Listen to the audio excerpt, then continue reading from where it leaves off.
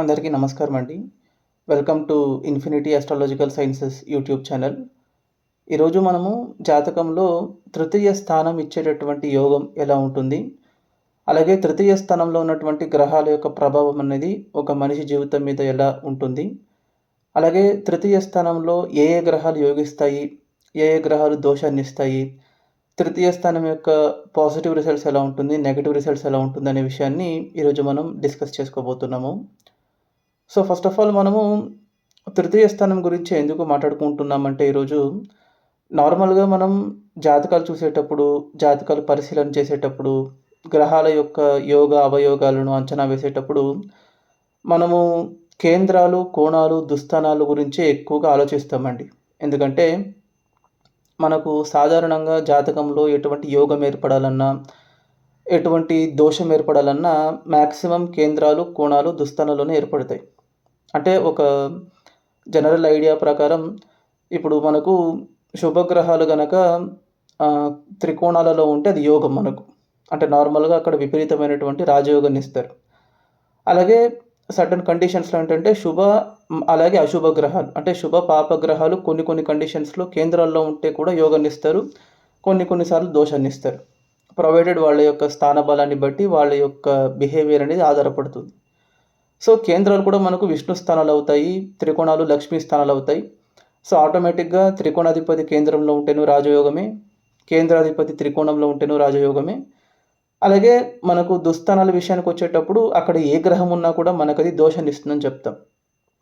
అంటే 6, 8, 12 స్థానాల్లో ఏ గ్రహాలు ఉన్నా కూడా అవి మనకు చెడుగా వర్తిస్తాయి, చెడుగా వ్యవహరిస్తాయని చెప్తారు. అంటిల్ అన్లెస్ ఒకరితో పాటు ఒక దుస్థానాధిపతి ఇంకొక దుస్థానంలో ఉంటే తప్ప అక్కడ పెద్ద యోగాన్నేమి ఏ గ్రహం ఇవ్వదు అని మనం ఒక కన్సిడరేషన్ కింద వస్తాం. ఇక్కడ ధనలాభ స్థానాల విషయానికి వచ్చేటప్పుడు అక్కడ ఏ గ్రహం ఉన్నా కూడా మనకు ఫినాన్షియల్ ఆస్పెక్ట్‌లో మంచి చేస్తాయని చూస్తాం. అంటే జాతకంలో ఉన్నటువంటి 12 భావాలలో 11 భావాల మధ్య మనకున్నటువంటి అవగాహన అనేది సాధారణంగా మన కాన్సంట్రేషన్ ఎక్కువ వాటి మీదే ఉంటుంది. ఎందుకంటే జాతకంలో మనకు యోగాలైనా సరే, దోషాలైనా సరే ఈ 11 స్థానాల్లోనే ఏర్పడతాయి మాక్సిమం 99%. కానీ మనం జాతకంలో తృతీయ స్థానాన్ని మాత్రం ఎప్పుడూ ఓవర్‌లుక్ చేస్తాం మనం. ఎందుకంటే తృతీయం గురించి పెద్దగా శాస్త్రంలో కూడా మనకి అంటే శాస్త్రంలో దాని యొక్క ప్రాముఖ్యత చాలా ఉంది. కానీ తృతీయ స్థానంలో మనకు ఏర్పడేటటువంటి యోగాలేమి పెద్దగా మనకు వర్ణించరు. అంటే మాక్సిమం ఎటువంటి రాజయోగం తీసుకున్నా, లేకపోతే ఎటువంటి దరిద్ర యోగం తీసుకున్నా కూడా అంటే చెడు జరిగే యోగాలైనా సరే, దోషాలైనా సరే, రాజయోగాలైనా సరే, ధనయోగాలైనా సరే మనకు అన్నిట్లోనూ మాక్సిమం కేంద్రాలు, కోణాలు, దుస్థానాలు లేకపోతే ధనలాభ స్థానాలు ఇన్వాల్వ్ అయి ఉంటాయి. అంతేగాని తృతీయ స్థానం ఇన్వాల్వ్ అయ్యి ఉండదు. అలాగే ఒక పర్స్పెక్టివ్‌లో ఏంటంటే తృతీయ స్థానాన్ని కూడా ఒక రకంగా దుస్థానం కిందే భావిస్తారు కొంతమంది. అంటే కొన్ని కొన్ని సార్లు అది పార్షియల్‌గా దుస్థానంలో వ్యవహరిస్తుంది. కొన్ని కొన్ని సార్లు అది మంచి చేస్తుంది. సో దీనివల్ల ఏంటంటే కూరలో కరివేపాకులాగా జాతకంలో మనం తృతీయ స్థానాన్ని తీసి పారేస్తాం. అంటిల్ అన్లెస్ మనకు జాతకంలో తృతీయంలో ఏమైనా ఒక 2, 3 గ్రహాలుంటే తప్ప మనం మూడో ఇంటి మీద పెద్ద ఇంపార్టెన్స్ ఇచ్చి చూడం. సో మాక్సిమం ఎందుకు ఇలా జరుగుతుందంటే ఇందాక నేను చెప్పినట్టు దాంట్లో ఉన్నటువంటి యోగాలు, అది ఇచ్చేటటువంటి దోషాలనేవి చాలా మట్టుకు తక్కువండి. అంటే అది కూడా ఒక రకంగా మూడో ఇంటికి ఒక స్పెషాలిటీని తీసుకొస్తుంది. అంటే మూడో ఇంట్లో ఏ గ్రహం ఉన్నా కూడా అది న్యూట్రల్‌గానే ఉంటుంది. అక్కడ పాపగ్రహాలుంటే చాలా మంచిది. శుభగ్రహాలుంటే కూడా మంచి చేస్తాయి. ప్రొవైడెడ్ సర్టెన్ కండిషన్స్ అనేవి వాటికి సపోర్ట్ ఇవ్వాలి. సో బేసికల్‌గా ఎందుకు మనం మూడో ఇంటిని పెద్దగా పట్టించుకోము అనంటే ఇప్పుడు ఏదైనా ఒక గ్రహం మనకు మూడో ఇంట్లో ఉందనుకోండి. ఫర్ ఎగ్జాంపుల్ నార్మల్‌గా మూడో ఇల్లు అనేది మనకు దుస్థానం కింద పరిగణిస్తారు. ఎందుకంటే మూడో ఇల్లు అనేది మనకు అష్టమ స్థానానికి అష్టమ స్థానం అవుతుంది భగవద్భావం ప్రకారం. సో నార్మల్‌గా మూడో ఇల్లు దుస్థానం అవుతుంది. కానీ మూడో ఇల్లు అనేది మనకు ఉపచయ స్థానాలలో స్టార్టింగ్ పాయింట్ అండి. అంటే మనకు ఉపచయ స్థానాలు తృతీయ స్థానము, షష్టమ స్థానము, దశమ స్థానము, ఏకాదశ స్థానం వస్తుంది. ఈ 4 స్థానాలకి స్టార్టింగ్ పాయింట్ మూడో ఇల్లే మనకు. అలాగే మనకు కామ త్రికోణానికి స్టార్టింగ్ పాయింట్ కూడా మూడో ఇల్లే. అంటే ఇక్కడ కామ త్రికోణాలకి, ఉపచయ స్థానాలకి రెండిటికి స్టార్టింగ్ పాయింట్ అయినటువంటి మూడో ఇల్లు ఏదైతే ఉందో అది మనకు జాతకంలో ఉన్నటువంటి మన ఫ్రీ విల్‌ని ఎక్కువ సూచిస్తుందండి. అంటే కార్మికంగా మనకు మరీ ఎక్కువ లింక్ కానటువంటి హౌస్ ఏదైనా ఉంది అనంటే అది మాక్సిమం థర్డ్ హౌస్, 11థ్ హౌసే. అంటే మిగిలిన స్థానాలన్నీ మనం చేసుకున్నటువంటి పూర్వ పుణ్య కర్మానుసారం మన పుణ్యపాప ఫలితాలు బట్టి అది యోగాన్నో, దోషాన్నో ఇస్తుందనుకోండి. మూడో ఇల్లు అనేది మాక్సిమం మన చేతిలో మనకున్నటువంటి సామర్థ్యాన్ని మనం ఎలా ఉపయోగించుకోగలుగుతామనే విషయాన్ని సూచిస్తుంది. అందుకే తృతీయ స్థానం విషయానికొచ్చేటప్పుడు మనకు జాతకంలో మరీ ఎక్కువ రాజయోగాల్ని కానీ, ధనయోగాల్ని కానీ, దోషాలని కానీ పెద్దగా ఏమి ఉండదు. సో, అప్పుడేమవుతుందంటే ఇక్కడ నార్మల్‌గా మనకు ఉపచయాలనేవి ఏంటి అనంటే, ఇప్పుడు జాతకంలో మనకు కర్మ ఉంటుంది, స్వేచ్ఛ ఉంటుంది. సో, కర్మని మనం మార్చలేం. అంటే కర్మ అనేది ప్రీడెస్టైన్డ్ కాబట్టి మనం చేసినటువంటి ఆహ్, యాక్షన్స్‌కి తగినటువంటి రిజల్ట్స్ అనేవి వచ్చే తీరుతాయి. మనం ఒకవేళ సత్కర్మ చేసుంటే మంచి ఫలితాలు, మంచి సన్నివేశాల్లో మనల్ని ల్యాండ్ అప్ చేస్తుంది. ఒకవేళ దుష్కర్మ చేసుంటే మనకు పాప ఫలితాన్నిచ్చి మనల్ని ఒక డిఫికల్టీ సిట్యుయేషన్‌లో ల్యాండ్ అప్ చేస్తుంది. అది కర్మ యొక్క ఫలితం. కానీ మనకున్నటువంటి ఎబిలిటీస్‌ని, మనకున్నటువంటి టాలెంట్‌ని మనం ఎంతవరకు ఉపయోగించుకోగలుగుతామనేది మనకు మూడో ఇల్లు నిర్ణయిస్తుంది. అందుకే మనకు కాలపురుష చక్రంలో తీసుకున్నా కూడా మూడో ఇంట్లో ఎవరు ఉచ్చబడరు, ఎవరు నీచబడరండి. అది చూసుకోండి మీరు. సేమ్ లైక్ ఇప్పుడు సింహం ఎలా ఉందో ఈవెన్ మిథునం కూడా అలాగే. కొన్ని కేసెస్‌లో మనం రాహు అక్కడ ఉచ్చబడతారని భావిస్తాము. బట్ ఇన్ జనరల్ కండిషన్స్ ఏంటంటే అది కూడా ఒక రకంగా ఉచ్చ క్షేత్రము కాదు, నీచ క్షేత్రము కాదు. ఏ గ్రహానికి కూడా. సో, ఇక్కడ మూడో ఇల్లు అనేది ఒక రకంగా చాలా న్యూట్రల్‌గా ఉంటుంది కాబట్టి మనకు హారోస్కోప్‌లో మనం దాని మీద పెద్దగా దృష్టి సారించం.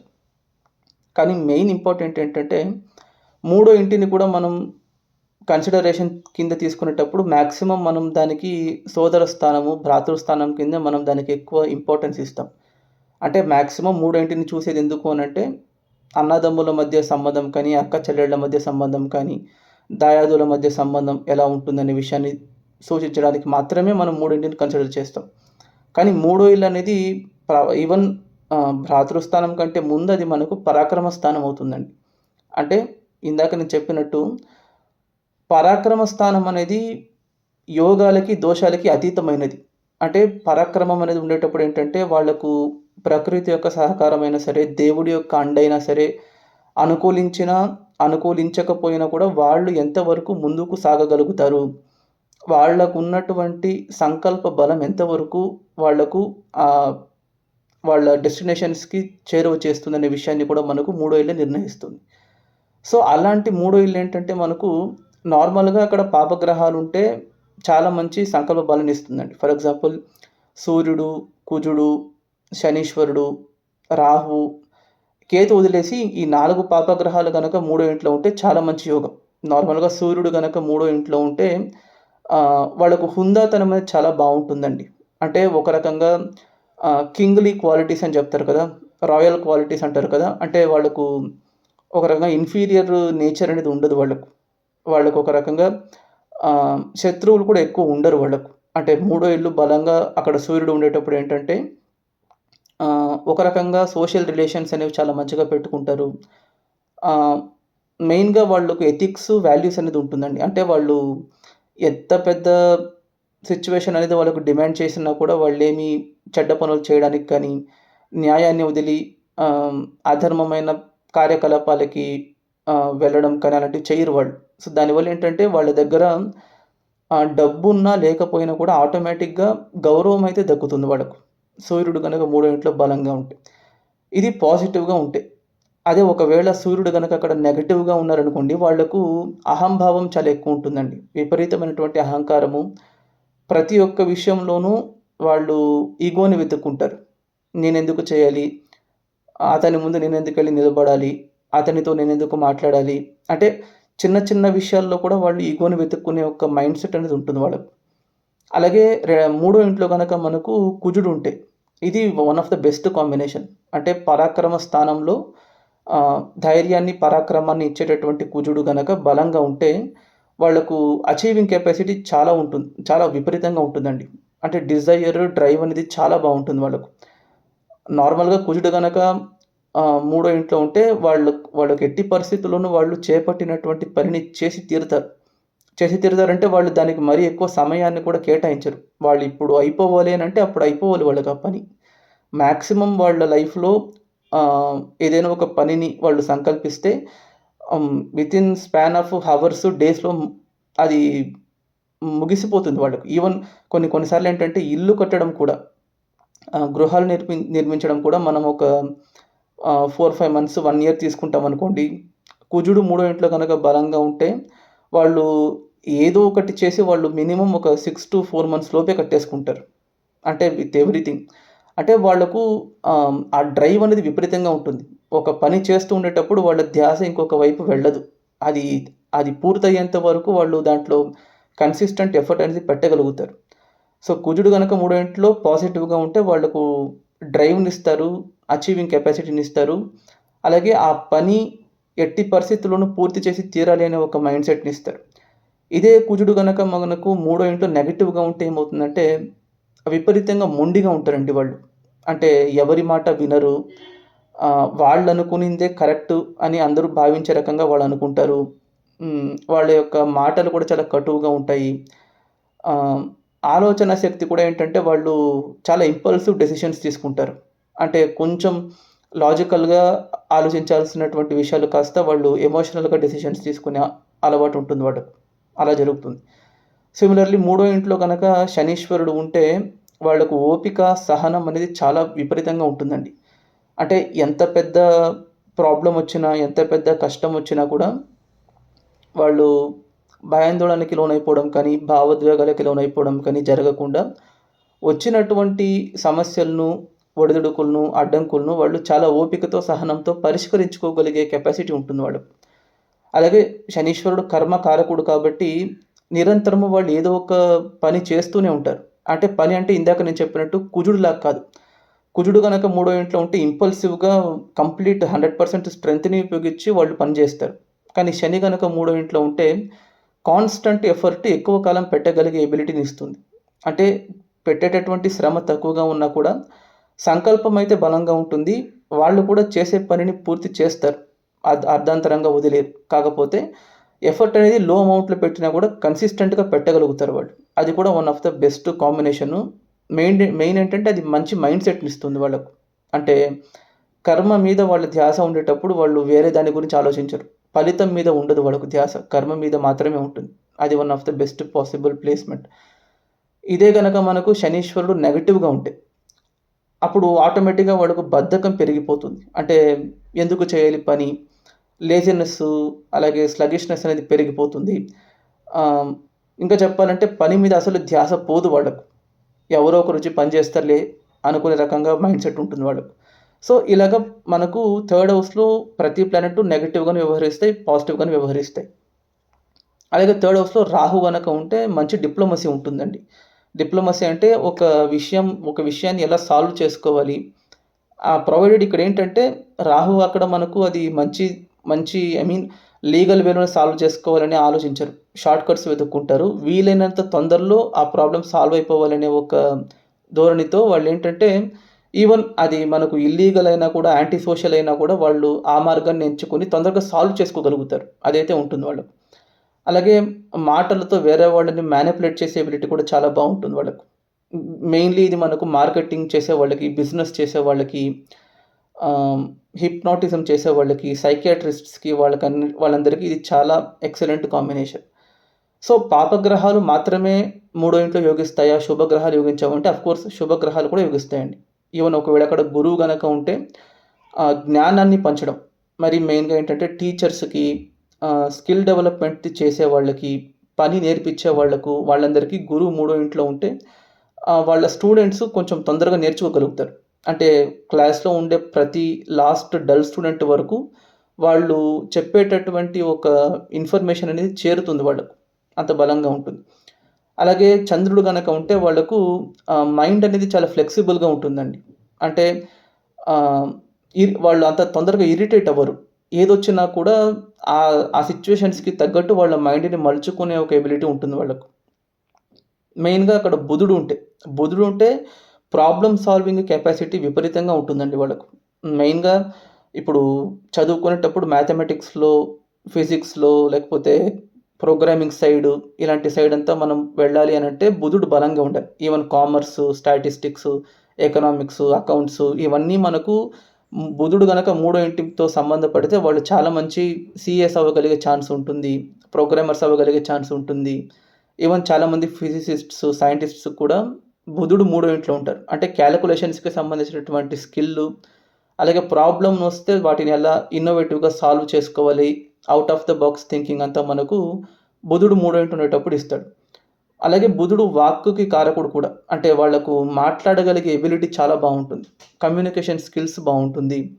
సెన్స్ ఆఫ్ హ్యూమర్ కూడా వాళ్ళకి చాలా బావుంటుంది. అంటే ఈజీగా వాళ్ళు హాస్యాన్ని పండించగలుగుతారు. హాస్యం అంటే ఇక్కడ నేను చెప్పేది పాజిటివ్ కామెడీ. హ్యూమర్ చాలా బావుంటుంది వాళ్ళకు. అలాగే మల్టీ టాస్కింగ్ చేయగలుగుతారు వాళ్ళు. ఒకే సమయంలో 2 వేర్వేరు పనులు చేయగలిగే కెపాసిటీ కూడా ఉంటుంది వాళ్ళకు. ఈవెన్ అక్కడ మనకు ఆహ్, శుక్రుడుంటే ఏంటంటే వాళ్ళకు communication is the first step for intimacy అని చెప్తారు. అంటే ఒక సంబంధం ఏర్పడాలంటే దానికి ఫస్ట్ మనము కమ్యూనికేషన్ ద్వారానే ఇనిషియేట్ చేయాలి. సో, శుక్రుడు గనక మూడో ఇంట్లో ఉంటే వాళ్ళకు నార్మల్‌గానే ఫ్రెండ్స్ సర్కిల్ చాలా బావుంటుందండి. ఫ్రెండ్స్ సర్కిల్ ఉంటుంది. అలాగే వాళ్ళని ఎవరు అంత ఈజీగా శత్రువుల కింద చేసుకోరు. ఎందుకంటే వాళ్ళు మాట్లాడే విధానమైనా సరే, వాళ్ళు ఏర్పరుచుకునే ఒక రిలేషన్‌షిప్స్ అయినా సరే అందరికీ సౌకర్యవంతంగానే ఉంటుంది. ఇది కంప్లీట్‌లీ ఆపోజిట్ ఫర్ సూర్యుడు యొక్క కాంబినేషన్. అంటే మూడో ఇంట్లో సూర్యుడు గనక నెగెటివ్‌గా ప్లేస్ అయ్యి ఉంటే వాళ్ళతో ఎవరు అంత ఈజీగా ఫ్రెండ్‌షిప్ చేయలేరు. ఎందుకంటే అహంభావం చాలా ఎక్కువగా ఉంటుంది. అదే మూడో ఇంట్లో శుక్రుడు ఉండే వాళ్ళకేంటంటే అసలు అహంకారాన్ని వాళ్ళు దగ్గరకు కూడా రానివ్వరు. వాళ్ళు ప్రతి రిలేషన్‌షిప్‌లోనూ వాళ్ళ అంటే వాళ్ళు బిజినెస్ పాయింట్ ఆఫ్ వ్యూలో కూడా చూడరు. లేకపోతే కమర్షియల్ వేలో కూడా చూడరు. ఒక రిలేషన్‌షిప్‌ని రిలేషన్‌షిప్ లాగే ఉంచుకుంటారు. ఆ కెపాసిటీ ఉంటుంది. ఓన్లీ ప్లేస్‌మెంట్ మనకు కేతువు గనక మూడో ఇంట్లో ఉంటే తప్ప మిగిలిన 8 గ్రహాలు మూడో ఇంట్లో ఉంటే యోగిస్తాయండి. కేతువు ఎందుకు యోగించడంటే కేతువు మోక్షకారకుడు కాబట్టి మోక్షకారకుడికి కామం మీద పెద్ద అవగాహన అనేది ఉండదు. అంటే కామం నశించిపోతేనే మనకు మోక్షం లభిస్తుంది. సో, మూడో ఇల్లు మనకి కామాన్ని నిర్ణయిస్తుంది కాబట్టి, మూడో ఇంట్లో గనక మనకు మోక్షకారకుడు ఉండేటప్పుడు ఏంటంటే, ఆల్రెడీ మోక్షకారకుడికి అసలు ఆశ ఉండదు. సంకల్పం ఉండదు. ఇలా చేయాలనే ఒక భావం అనేది ఉండదు. సో, అలాంటి ఒక వ్యక్తిని తీసుకెళ్ళి ఒక హౌస్ ఆఫ్ డిజైర్‌లో మనం పెట్టేటప్పుడు అక్కడ ఆయన పెద్ద యోగనివ్వరు. అంటే ఇక్కడ నేను చెప్పేది కేతు మూడో ఇంట్లో ఉండే వాళ్ళందరికీ కేతు చెడు చేస్తారని కాదండి. అక్కడ యోగిచ్చే యొక్క ఆప్షన్స్ 90% ఉండదు కేతువుకు. అంటిల్ అన్లెస్ ఒకవేళ కేతువుతో పాటు ఆ రాశ్యాధిపతి ఉండి లేకపోతే కేతువు ఏమైనా బలంగా ఉంటే ఫర్ ఎగ్జాంపుల్ మకర లగ్నానికి మూడో ఇంట్లో కేతు ఉంటేనో, తులా లగ్నానికి మూడో ఇంట్లో కేతు ఉంటేనో, లేకపోతే మిథున లగ్నానికి మూడో ఇంట్లో కేతు ఉంటేనో అప్పుడు కూడా కలిసొస్తుంది వాళ్ళకు. సో, ఇక్కడేంటంటే కేతువు ఎయిదర్ ఉచ్చక్షేత్రంలోనో, మిత్రక్షేత్రంలోనో, స్వక్షేత్రంలో ఉంటే అప్పుడు యోగిస్తుంది. అది బావుంటుంది. సో, మాక్సిమం ఏంటంటే మనకు మూడో ఇల్లు అనేది పరాక్రమ స్థానం అవుతుంది. అలాగే మెయిన్ సంకల్ప బలాన్ని ఇస్తుందండి. మరి ముఖ్యంగా మనం ఆయుష్ విషయం చూసుకునేటప్పుడు, ఒక మనిషి యొక్క ఆయుర్దాయాన్ని నిర్ణయించేటప్పుడు మనం ఓన్లీ అష్టమ స్థానాన్ని మాత్రమే చూస్తాం. అంటే అష్టమ స్థానం గనక చెడిపోయుంటే అల్పాయుషు, అష్టమ స్థానం ఒక సబ్స్టాన్షియల్‌గా బలంగా ఉంటే మధ్య ఆయుషు, అష్టమాధిపతి ఉచ్చంలో ఉండి అష్టమ స్థానం బలపడితే పూర్ణాయుష్ అని చెప్తాం కదా! బట్ ఇక్కడ ఓన్లీ అష్టమ స్థానం మాత్రమే మనకు నిర్ణయించదు ఆయుష్‌ని. అష్టమానికి అష్టమమైనటువంటి మూడో ఇంటి బలం అనేది కూడా అక్కడ మోస్ట్ ఇంపార్టెంట్. అది కూడా మనకు గండాలని అది ఒక రకంగా దుస్వభావ రాశులకు మారక స్థానం కూడా అవుతుంది. సో, దానివల్ల గండాలని లేకపోతే సడన్ ఈవెంట్స్‌ని కూడా సూచిస్తుంది కాబట్టి ఈవెన్ మన యొక్క లాంజివిటీ అనేది కూడా మూడో ఇంటి మీద డిపెండ్ అయ్యి ఉంటుంది. మెయిన్ ఏంటంటే వ్యసనాల బారిన పడినటువంటి వాళ్లకు ఆ వ్యసనం నుంచి బయటపడే యొక్క సంకల్ప బలాన్ని ఇస్తుందండి. ఇది మోస్ట్ ఇంపార్టెంట్. ఎందుకంటే మన జీవితంలో మనం ఒక అలవాటు అనేది చేసుకోవాలి. అభ్యాస యోగం అని చెప్తారు కదా! అంటే ఒక అలవాటుని మనం వదిలేయాలన్నా, కొత్త అలవాటుని మనం నేర్చుకోవాలన్నా కూడా దానికి మూడో ఇంటి యొక్క సహకారం అందాలి. అంటే మూడో ఇల్లు ఎవరికైతే బలంగా ఉంటుందో వాళ్ళు అడిక్షన్స్ నుంచి పెద్ద ఎఫర్ట్ ఏమి పెట్టకుండా తొందరగా బయటపడతారు. అంటే నార్మల్‌గా మూడో ఇల్లు బలంగా ఉండే వాళ్ళకు ఆత్మస్థైర్యము, విల్ పవర్ చాలా బావుంటుందండి. సో, విల్ పవర్ గనక బలంగా ఉండేటప్పుడు ఏంటంటే ఒక విషయం నిన్ను వెనక్కి లాగుతూ ఉందంటే దాన్ని కట్ చేసి ముందుకు వెళ్ళే ఒక తత్వం బావుంటుంది. తెగింపు అని చెప్తారు కదా! సో, అలాగా సిగరెట్ ఒకవేళ ఒక 10 ఏళ్లుగా సిగరెట్ తాగుతున్నారు. వాళ్ళు ఇది వదిలేయాలంటే వదిలేస్తారు. వితిన్ ఒక 1 డే, ఒక 3, 4 డేస్‌లో వదిలేస్తారు వాళ్ళు. ఒక విషయాన్ని వాళ్ళు కాదనుకుని వెళ్ళిపోయారంటే, ఇంక ఇంక చనిపోయేంత వరకు వాళ్ళు దాని వెనక మళ్ళీ చూడరు వాళ్ళు. అంత గొప్ప సంకల్ప బలాన్నిస్తుంది. అది ఓన్లీ సిగరెట్ అనే కాదండి. ఏ ఒక్క అడిక్షన్ అయినా సరే. అది ఆల్కహాల్ అయినా సరే, డ్రగ్స్ అయినా సరే, లేకపోతే చెడు అలవాట్లైనా సరే, బ్యాడ్ లైఫ్ స్టైల్ అయినా సరే, ఏదైనా సరే దాని నుంచి బయటపడాలి. మన యొక్క జీవన శైలిని మార్చుకునే యొక్క తత్వాన్ని కూడా మనకు మూడో ఇల్లే అందిస్తుంది. అందుకే చెప్తారు మనకు నార్మల్‌గా లైఫ్‌లో మనం తీసుకునేటటువంటి చిన్న చిన్న డెసిషన్సే మనకు పెద్ద పెద్ద రిజల్ట్స్ ఇస్తాయండి. సో, నార్మల్‌గా మూడో ఇల్లు బలంగా ఉండే వాళ్ళకేంటంటే సెల్ఫ్ అవేర్‌నెస్ చాలా బావుంటుంది. అంటే వాళ్ళు ప్రెజెన్స్ ఆఫ్ మైండ్ అనేది వాళ్ళకి ఎక్కువ ఉంటుంది వాళ్ళకు. వాళ్ళెప్పుడూ ఆహ్, పరధ్యాసలో ఉండరు వాళ్ళు. అంటే డిప్రెషన్‌లో ఉండడం కానీ, ఇల్యూజరీ థింకింగ్‌లో ఉండడం కానీ, లేకపోతే పని చేస్తూ ఉన్నా కూడా జ్ఞానం ఇంకెక్కడో ఉండడం కానీ అలాంటివి ఉండదు వాళ్ళకు. ఏ ఏ పని చేస్తూ ఉంటారో దాని మీదే వాళ్ళ యొక్క మనసు లగ్నమై ఉంటుంది. అది థర్డ్ హౌస్ యొక్క ఇంపార్టెంట్ క్వాలిటీ. సో, అలా ఉండేటప్పుడు ఏంటంటే వాళ్ళు జీవితంలో ఎటువైపు వెళ్తూ ఉన్నారు, వాళ్ళు ఎటువంటి నిర్ణయాలు తీసుకుంటూ ఉంటారు. ఆ నిర్ణయాలు తీసుకునేటప్పుడు కూడా వాళ్ళు వాటి వల్ల వచ్చేటటువంటి పర్యవసానాల్ని కూడా తొందరగా అంచనా వేసే శక్తి ఉంటుంది వాళ్ళకు. ఒక విషయం వాళ్ళ ముందుకొచ్చిందంటే దాంట్లో ప్రోసు, కాన్సు, అడ్వాంటేజ్ అండ్ డిసడ్వాంటేజెస్‌ని చాలా ఈజీగా వాళ్ళు పరిశీలించగలుగుతారు. అలాగే సజెషన్స్ కూడా వాళ్ళేమి మరీ ఎక్కువ తీసుకోవాల్సిన అవసరం కూడా రాదు వాళ్ళకు. వాళ్ళకు ఉన్నటువంటి knowledge, grasping power, self awareness ద్వారానే వాళ్ళు ఈజీగా డెసిషన్స్ తీసుకుంటారు. సో, మూడో ఇల్లు అనేది మనకు చాలా ఇంపార్టెంట్ అండి. అంటే అక్కడ దోషాన్నిచ్చేటటువంటి ఎఫెక్ట్ ఉండదు కానీ, యోగాన్నిచ్చే ఎఫెక్ట్ ఉండదు. కానీ బలంగా ఉంటే మాత్రం అది చెప్పాలంటే చాలా మంచి ఫ్రీ విల్‌నిస్తుంది మనకు. ఓకేనా? సో, ఇంతవరకు నా వీడియో చూసారనంటే మీకు ఈ వీడియో నచ్చిందని అనుకుంటున్నాను. దయచేసి ఈ వీడియోకి ఒక లైక్ చేయండి, షేర్ చేయండి. మీ యొక్క వాల్యుయబుల్ ఒపీనియన్స్‌ని కామెంట్ రూపంలో తెలియజేయండి. అలాగే ఛానెల్‌ని మాత్రం సబ్స్క్రైబ్ చేసుకోవడం మర్చిపోకండి. Thank you.